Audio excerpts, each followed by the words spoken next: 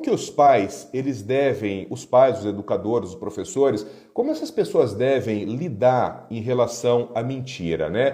Claro, todo mundo vai dizer assim, a gente deve ser contra, então a criança está mentindo, você tem que explicar, você tem que corrigir. Tá, isso é óbvio, mas como fazer isso, né? Então, primeira dica, evite confrontos com o seu filho que possam provocar mentira. Lembra do exemplo que eu dei? É de você chegar com cara brava? Então, imagina a seguinte situação.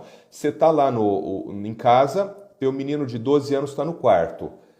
E aí você ouve um barulho no quarto. Você vai até o quarto, abre a porta. Quando você abre a porta, tem o tal do copo quebrado no chão, tá certo? E o menino com cara de assustado, assim.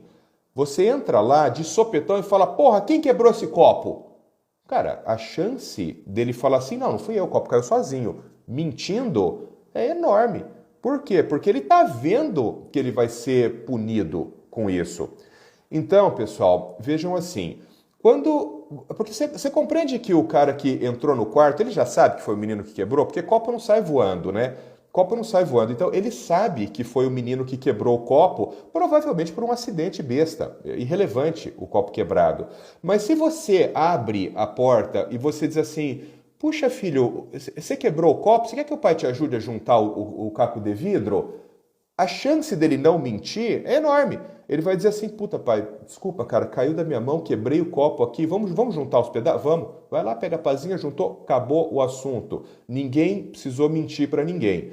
Agora, quando você é um tipo de pessoa que estimula o confronto, você está pedindo para os outros mentirem para você. Esse é o primeiro ponto. O outro ponto, né, que eu gosto sempre de ressaltar, saiba diferenciar mentira de fantasia. Eu já falei para vocês que crianças pequenas, né, elas têm uma fantasia e elas têm muitas vezes uma incapacidade de perceber a diferença entre o que é real e o que é irreal. E tomem cuidado, pessoal, porque nós adultos, a gente passa muitos anos estimulando os nossos filhos, entre aspas, a mentir sem a gente perceber. Vou perguntar para você que é um adulto típico, existe Papai Noel? Existe? Tem mesmo um cara gordo, de vermelho, que desce na tua janela e tal? Não, não tem, né?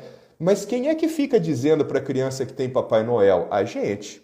Pois então, se você fica estimulando esse tipo de comportamento fantasioso, aí quando o comportamento fantasioso é de você para a criança, não tem problema, mas quando é da criança para você, você chama de mentira. Não pode, né? Fada do dente. Existe fada do dente? Tem mesmo, que deixa lá um dinheiro embaixo da conta? Não tem. Quem que inventou essa história? A gente. Então, tenha essa percepção de que quando a gente fantasia coisa para a criança, tem o mesmo valor de quando a criança fantasia coisa para nós. Então saiba nas crianças pequenas diferenciar o que é fantasia e o que é mentira, e quando é fantasia, tu entra na jogada da fantasia e bola para frente, né? Sabe aquela brincadeira? Toda vez que uma criança pegar um telefone de brinquedo e ligar para você, é para você atender? É exatamente isso. Ela está fantasiando e é para você entrar no jogo, é para você atender. Num outro momento, a gente pode até discutir essa questão de fantasia e funções executivas, que também tem uma aula que eu dou só sobre funções executivas, que eu discuto muito isso, né? A importância da fantasia na construção do processo mental. Isso é uma coisa muito, muito interessante, mas não vai caber aqui. Uma outra coisa também que eu sempre falo em mentira, né, que eu já falei para vocês, é procurar razão por trás da mentira. Então, quando você acha a razão, faça um julgamento crítico daquele motivo e perceba se aquilo realmente não teve propriedade, né? Às vezes a criança mentiu por medo. Vai punir uma criança que mentiu por medo, né? Você vai entender o medo, vai resolver aquela situação com ela, coisa e tal. Uma outra coisa que eu gosto sempre de dizer é o seguinte, evite punir a criança de uma forma demasiada quando ela mente. Porque, gente, criança vai mentir. Sabe por quê? Porque você também vai. Adulto também vai mentir. Todos nós vamos mentir. Faz parte da construção social isso.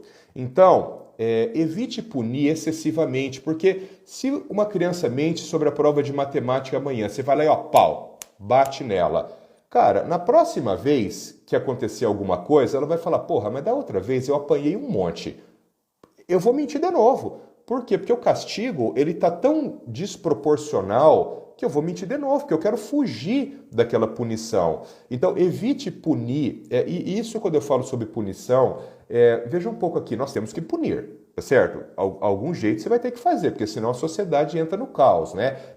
O comportamento humano, ele é uma média entre reforço e punição. A gente é assim também, uai.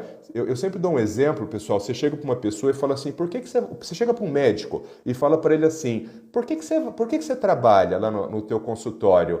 O cara chega e fala assim, porque eu amo a medicina, porque eu adoro a medicina, eu gosto de cuidar de crianças, coisa e tal. E aí você diz assim, tudo bem, mas então se eu tirar o seu salário do final do mês, você continua indo? Daí o cara fala assim, não, né? Aí eu não vou, porra. Bom, então ele não trabalha porque ele ama as crianças, ele trabalha porque ele quer ganhar o salário. Amar o trabalho dele é uma contingência da vida, ele pode gostar daquilo, mas ele trabalha porque ele precisa ganhar o salário dele. Então, pensem sempre nisso, assim, né? Nos motivos que levaram o indivíduo àquela mentira, entre aspas. Um outro ponto que eu gosto muito de frisar também quando eu falo em mentira de crianças é a história de evitar os rótulos. O que é evitar o rótulo? Uma criança, vamos dizer que ela seja uma criança que ela mente muito, tá? Toda vez que ela mente, você chega pra ela e fala assim, puta filho, mas tu é mentiroso, hein? Que saco isso aí, de novo eu te peguei mentindo. Tu vai falando isso, tu é mentiroso, puta que saco eu te peguei mentindo, coisa e tal. E a construção do comportamento daquela criança vai se fazendo ao redor disso. Puta, eu realmente sou mentiroso, né? Até que chega uma hora que acontece o seguinte, o cérebro daquela criança introjeta aquilo e agora ela é mentirosa. E se ela é mentirosa, ela pode continuar mentindo, porque ela é assim, faz parte dela ser mentirosa. Então, pessoal, evite o rótulo. Nunca diga para uma criança isso. Você é mentirosa. Puta, mas você não estudou de novo para a prova? Como você é vagabundo? Eu não aguento mais falar esse assunto com você, porque a criança a criança e todos nós, né? Quer dizer, uma das maiores causas de baixa autoestima é exatamente isso, é a opinião social das pessoas em relação a nós, né? Comece a refletir sobre isso em outros contextos, por exemplo, no contexto de obesidade infantil. E você vai começar a entender melhor o que eu estou falando. Com todo mundo, a todo momento, dizendo assim, puxa, mas essa criança está com sobrepeso, hein? Puxa, mas essa criança é gorda, né? Chega um momento que o comportamento da criança introjeta aquilo e ela não tem mais motivo para lutar contra aquilo porque ela é daquele jeito. Então, quando você for falar sobre mentira, evite sempre os rótulos. Uma outra coisa. Existem alguns transtornos mentais em que... Outra coisa, mas dentro ainda da mentira. Existem alguns transtornos mentais em que a pessoa ela é incapaz de perceber a diferença entre o que é certo e o que é errado. Ela é incapaz de perceber essa diferença. Neste caso, tem todo sentido você chegar para ela e falar assim, cara, senta aqui, deixa eu te explicar, porque você cometeu um erro aqui, mas eu quero que você entenda o que você fez, para que você entenda que isso é errado e que você pare de agir dessa forma. Eu quero que você comece a agir corretamente daqui para frente. Muito bem, isso é um contexto, ou seja, a pessoa tem lá uma doença psicótica e ela está com dificuldade de compreender o certo e o errado. Agora, existe um outro contexto em que o indivíduo ele já sabe o que é o certo e o que é o errado. Então, por exemplo, vamos falar da prova de matemática lá que vai ter amanhã. Você concorda que se você chegar para o moleque lá de 8 anos, que está no terceiro ano do ensino fundamental, e disser para ele assim, cara, é certo ou é errado não estudar para a prova de amanhã? Ele vai dizer assim, é errado. Eu deveria estudar para a prova de amanhã. Aí você diz para ele assim, mas tu vai sentar agora aqui e vai estudar? Ele vai falar assim, não, eu vou jogar videogame. Então, você está compreendendo que a despeito do moleque saber que é certo, que o certo seria sentar e estudar para a prova de amanhã, voluntariamente ele vai decidir jogar videogame? Então, nesse caso, você chegar para ele e falar assim, porra, filho, estudar para a prova de matemática amanhã, tu vai tirar nota baixa. Ele já sabe. Ele já sabe. Então, uma boa forma de você tentar corrigir, isso sobretudo em crianças menores, viu? Às vezes crianças maiores têm que ter um comportamento um pouco mais punitivo, né? Mas sobretudo em crianças menores, uma boa forma é você contar um conto. Lembra quando a gente era criança, que a mãe contava aquele conto do moleque que eu não lembro como é que era, ele tinha que cuidar de umas ovelhas ou de uns carneiros, sei lá como é que era o negócio, mas aí ele ia cuidar dos carneiros e quando ele se afastava, e ele começava a gritar: o lobo, o lobo, o lobo. E aí todo mundo vinha correndo, porque achava que o lobo estava comendo a tal das ovelhas, e quando chegava lá ele ficava rindo, rindo, rindo, porque não tinha, era uma mentira.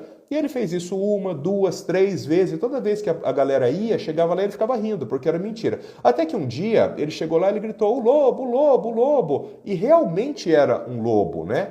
E aí o lobo comeu as ovelhas, acho que deve ter comido o moleque também, né?